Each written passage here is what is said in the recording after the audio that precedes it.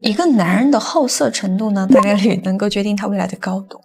所以说，事业有成的男人千万不要说什么要戒色啊，要戒你就戒掉接下来我要给你们说的3样东西啊。焦哥呢今天想带着大家读读史书，好吧？《后汉书》3戒，我给你们总结了一套可落地实践的一个方法论啊。如果说你喜欢一个女人啊，你喜欢她已经超过30天了，你也花了不止5位数了，并且到现在呢，你跟她的这个关系还没有突破到你想要的那个位置，那今天的内容呢，你一定要看完并且落地，这个可能会直接决定到你今年过年到底是一个甜蜜年还是一个孤寡年。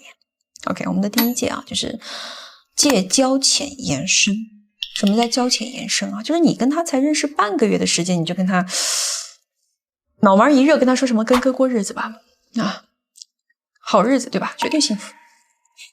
嘉哥从事情感行业挺多年了，我可以很负责任的告诉你们，如果说你一旦这么做了，那结果大概率就是哥，你人真的还挺不错的，但是我还要考虑一下。人家这一考虑啊，就是猴年马月了。为什么？我告诉你们，不是你不够真诚，也不是你条件不够好，也不是说这女孩她不喜欢你，而是因为人性就是这样的。一个人的善良，如果说他是没有边界的，那他将来坏起来的时候也就会没有底线。所以你过度的善意只会激起他的防备。如果你还是不太能够理解的话呢，那我用你最擅长的事业再给你举个例子怎么样？比如说你今天想跟老李谈合作，而老李呢只是单纯的想跟你吃顿饭，结果饭局上呢你直接给人家转了500个 W， 那人家当然会对你有点点头哈腰的，对吧？啊，甚至呢会踩在凳子上把白的当皮的给炫了。但是这顿饭一旦吃完了之后，人家肯定会觉得你就是个冤大头啊，你这个东西也太好拿了，那肯定会继续的，对吧？目标不同步了，就一定是没结果的，这个叫做因果。无门槛付出，那就会滋生贪婪，这个叫做人性。兄弟们，我希望你们记住，就是做人留一线，遇事藏3分，不要过早的去打明牌。说到底啊，交浅言深的本质呢，是你把底牌当成了诚意，然后随意的给打出去了。所以真正的高手是什么？不是藏着掖着的玩套路，而是懂得让关系自然的生长，并且主导着关系的生长。在什么阶段说什么话，刚认识就聊爱好，对吧？等熟悉了就聊暧昧，等好感足够了之后再去聊责任。感情里最值钱的从来都不是你掏心掏肺的这个速度，而是他心甘情愿的向你靠近的这个过程。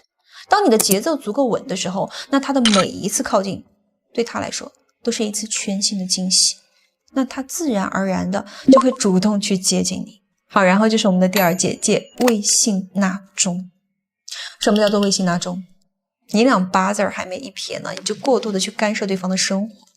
我给你们举个例子，大部分兄弟肯定会干过这种傻事儿，就是比如说你喜欢这个女生，她给你吐槽说，哎呀最近工作好累哎呀这个领导好不近人情，就很烦的这班是一天都上不下去了等等，他给你吐槽这些的时候，大部分兄弟的肌肉记忆是什么？不喜欢就辞了吧，我养你，要不就换一家公司，要不来我家公司。在你们男人的视角里面，这么做好像还挺 man 可靠，但是实际上女人只会觉得你是在借缘哪怕他表面上觉得你确实很有实力，但是他的人性的一个底层逻辑是什么？他会觉得你是在肆意的侵略他的边界，这个叫做冒犯。而且冒犯的是什么？是他的一个个人的一个独立性，懂了吗？同时你也是在无条件的去牺牲你自己，这个呢又叫做廉价。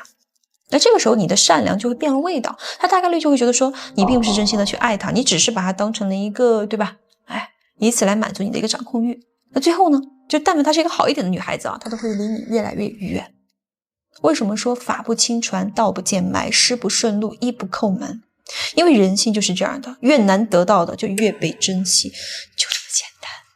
所以说兄弟们记住，让人猝不及防的热情远不如恰到好处的冷淡。那具体怎么做呢？我给你们讲一个我之前有个兄弟的一个真实 case 就是这个兄弟呢，他40岁是一个标准的创一代40岁的时候已经财富自由了。那他喜欢一个女孩子，给那个女孩子1年就花了差不多7.5位数。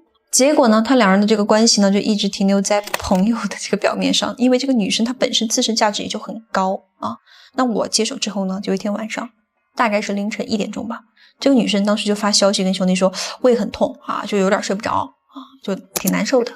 换作是以前这个兄弟肯定是二话不说，开着他的迈巴赫就去抢120的活，对吧？连夜带着女生去医院，然后呢，第二天呢，可能又要把这个女生送回家，就照顾人家一整晚，然后得到女生的一句谢谢你。但是这一次啊，因为当时这个兄弟他已经跟我提升了有一段时间了，所以他这一把是完全稳住的。他当天晚上一句消息都没有回复，而是等到了第二天早上，带着私人医生直接上了这个女生的门。检查完之后呢，撂下了一句话：10点以后呢，我要开会。晚上12点以后我会开启勿扰模式，因为这是我的养生时间，所以昨晚没看到。然后这个兄弟呢就直接转身走去忙工作了。结果你们猜怎么着？这女生现在啊，每天是黏着兄弟的，真的啊，甚至还经常会去自己去学习做一些手工艺的一些东西送给这个兄弟。为什么会这样？因为真正能够吸引女生的啊，不是把他放在第一位，也不是说时刻都能照顾他生活的这个男人，这种东西其实是花钱可以得到的啊，比如说我请阿姨，对不对？而是什么？而是有自己的世界、自己秩序，并且还愿意让他走进来的这个男人。你对他好，这叫实力，实力会让他尊重你，但是不会让他爱上你。你对自己好，这叫态度，而态度会让女人渴望你、亲近你、占有你。那最后呢，就是我们要讲的第3戒了，戒再见忘贵。什么叫做再见忘贵？就比如说现在有个王老五努力了半辈子了，终于经济自由了，但是王老五的感情非常不顺，谈一个凉一个，追一个跑一个。但是王老五啊，他就说，哎呀，肯定是因为我钱挣的可能还不够多吧，或者说我还没有遇到好的姑娘吧，然后他就会开始继续天天摆烂，等着天上掉个好姑娘给他。这种就叫做再见忘贵。遇到问题不会反思，不会行动，只会逃避，只会幻想。王老五是不会考虑我的感情不顺是不是我的观念落后了，我是不是该去学习新的一个认知，学习人性逻辑了。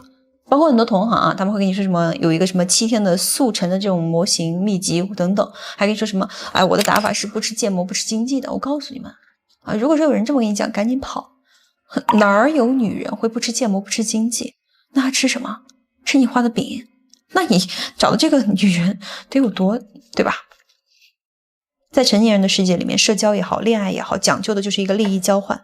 一个没有能力、没有见识、还不懂事、长得丑的女人，你肯定也是不想搭理的吧？所以我经常跟那些找我的那些兄弟说什么：沉下心来，别想着去速成，长点本事，提升自己才是最重要的。本身那是养家糊口的能力，是护家人周全的底气，是被人尊重的一个前提，是让优秀同频的人能够看到你的一个门槛。而焦哥带过有上万个兄弟了吧，他们的结果也证明了长线发展永远不会让人失望。